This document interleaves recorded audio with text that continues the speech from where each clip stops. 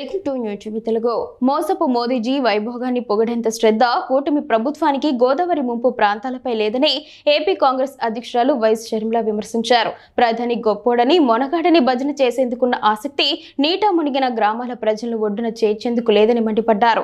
ఒకవైపు ఊళ్లకు ఊళ్లు మునుగుతుంటే గోదావరి ఉగ్రరూపం దాల్చి 100 గ్రామాల ప్రజలు ప్రాణాలు అరచేతిలో పెట్టుకుని బ్రతుకుతుంటే 20,000 మందికి పైగా వరద నీటిలో సర్వం కోల్పోయి నిర్వాసితులుగా మారుతుంటే తక్షణ పునరావాసం కల్పించాలన్న సోయి ప్రభుత్వానికి లేకపోవడం సిగ్గుచేటని విమర్శించారు.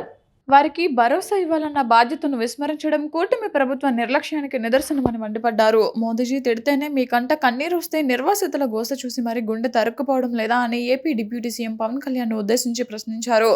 వారి కన్నీటి గోడు వినపడడం లేదా? తట్టబుట్ట సర్దుకొని గ్రామాలు ఖాళీ చేస్తున్న దృశ్యాలు కనిపించలేదా? వరద ముంపు ఉంటుందని తెలిసి ముందే బాధితులను ఎందుకు సురక్షిత ప్రాంతాలకు తరలించలేదు? ముంపు గ్రామాలని తెలిసి స్థానికులకు R&R ప్యాకేజీని ఇప్పటికే ఎందుకు ఇవ్వలేదు అని నిలదీశారు. గోదావరి వరద ప్రభావం తగ్గే వరకు ముంపు ప్రాంతాల ప్రజలకు అండగా నిలవాలని, వారికి పునరావాసం తక్షణం కల్పించాలని చంద్రబాబు ప్రభుత్వాన్ని వైఎస్ షర్మిల డిమాండ్ చేశారు. పునరావాస కేంద్రాల్లో భోజన వస్తువులు ఏర్పాటు చేయాలన్నారు.